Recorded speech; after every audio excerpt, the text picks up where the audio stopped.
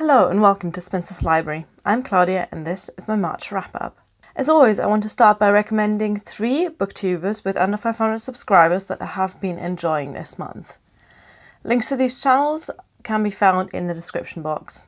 The first channel I want to tell you about is called SisterBooks, and it's run, as the title suggests, by 2 sisters.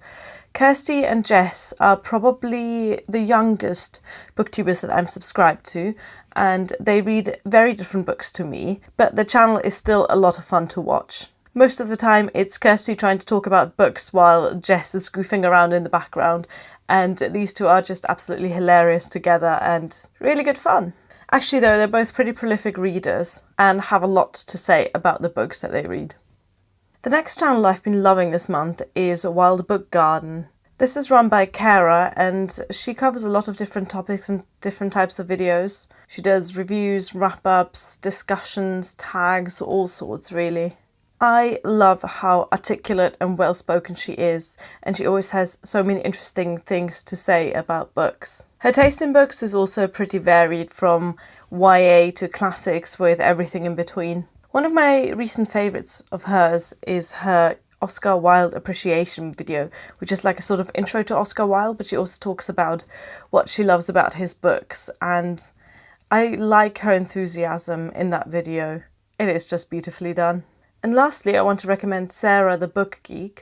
She has a similar taste in books to me and reads a lot of classics and contemporary adult. On her channel, she does recommendation videos, wrap-ups, reading vlogs, and a whole lot in between, as well as discussion videos. Most notably, she did one on her experience with Crohn's disease. I really like her style and the way she talks about books and other things as well. And now for the book wrap-up. I read 6 books in March with an average rating of 3.5 stars. 4 of those 6 books were 19th century classics, and after that I'm feeling a bit like a time traveller, just desperate to get back to the present day.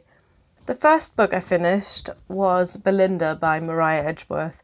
This is a novel from 1802 and it took me almost 2 months to get through it. It's a story of a young woman just trying to navigate London society while in the care of her eccentric chaperone, Lady Delacour. This reads like the blueprint of a Jane Austen novel.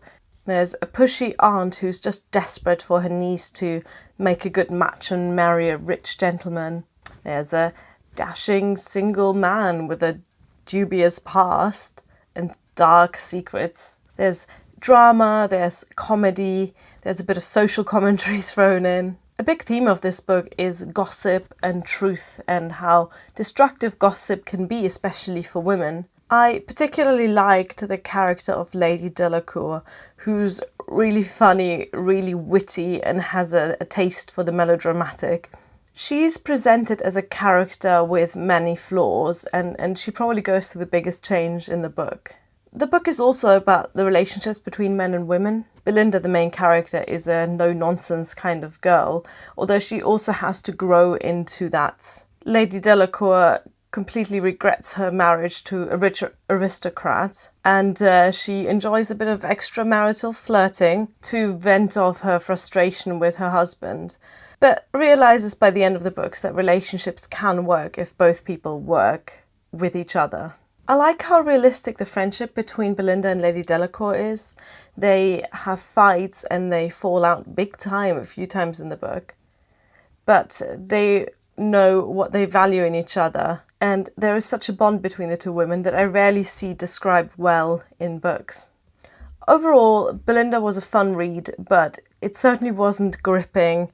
It's a very long book and it took me a long time to get through it. It's not difficult to read, but it doesn't flow well, so I ended up giving it 3 stars. I would recommend it to people who are interested in that era or interested in Jane Austen novels and who want to read the type of book that probably influenced Jane Austen quite a bit. Next, I read Villette by Charlotte Bronte. This novel is from 1853 and it's the story of a woman called Lucy who travels to a small country in Europe where she finds work first as a governess and then as a teacher in a boarding school. This book might as well be called All the Things Charlotte Bronte Hates About Catholics, because there is a lot of criticism about the continental European lifestyle. But apart from criticising everything about the French, the Swiss, the Belgians and whoever this fictional country that Lucy lives in is supposed to represent, it's a story of a really wonderfully determined main character who has such a strong voice and identity, and it's just a pleasure to read about. In true Charlotte Bronte fashion, this book has some ridiculously contrived plot twists, some of which I saw coming and some of which I didn't. But they actually kind of add to the charm of the book, even if you have to suspend your disbelief quite a bit. The book deals with a lot of the same themes as Jane Eyre. That's love, rejection, class, having to work for your living and your position in life. It's about the limitations of being a woman in the Victorian era. Lucy is a really great main character, and her strength and determination make her a great heroine. Another character I enjoyed reading about was the headmistress of the boarding school, Madame Beck. She's a bold, no-nonsense kind of leader with quite a few tricks up her sleeve, and I enjoyed reading about all her shenanigans. The story's a whole lot more mature, less romantic, more realistic than Jane Eyre, and that definitely put a damper on the romance plot. Speaking of which, I have to say that neither of the main love interests really won me over, especially Monsieur Paul, who features heavily in the second half of the book. I really disliked. I could not see his redeeming qualities, and I found him more annoying than anything else. Overall, I gave this book 3 stars. It was not as easy to read as Jane Eyre, and even though the main character is really wonderfully written, it was a difficult book to get through in my opinion. But I would still recommend it for fans of Jane Eyre and also fans of boarding school books. Then I decided to take a break from all of those classics, and I picked up M.R. Carey's The Girl with All the Gifts, which was one of my charity shop finds from February. This intrigued me because of the school setting, but it also worried me because on the back it's described as tense and fast-paced. I'm not a fan of tense and fast-paced books, so I was slightly worried about getting into this, but I really didn't need to be. The book takes its sweet time with the exposition, and in the first quarter of the book, about the first 100-150 pages, it really lays out the setting and the characters in a nice, slow-paced way that I like. After that, though, the action does really start and it becomes fast-paced, but at that point I didn't really mind because I'd already had my character fix. I already understood the characters and was interested in their well-being. So this is a dystopian set in Great Britain, and we start off with this boarding school setting. The boarding school turns out to be a military base, and our main character, who is a 10-year-old girl called Melanie, to her, this school is the entire world. She's not known anything else. I loved this first-person narrator. She was so well written from the start. After the book switches from this sort of slow-paced character study to a fast, action-packed road trip kind of narrative, the narration style switches as well, so you get multiple first-person narrators, which is also fairly well done in this. The fast pace didn't bother me at all at that point because, like I said, we were given enough time to get to know the characters. Another thing I liked about the action part of the book was that we get to see a really realistic kind of dystopian setting.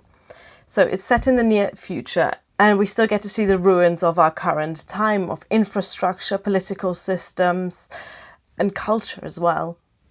I prefer those kinds of near-future realistic dystopias to the more sci-fi, far-future ones. Overall, I really enjoyed this book. It's a very easy read. It's very quick. It's a real page-turner. However, the very ending felt a bit rushed, and I wasn't a huge fan of that. I still gave it 4 stars. I would recommend it to anyone looking for something really gripping and really easy to read, as long as you don't mind a bit of violence and gore, because there's definitely plenty of that in this book.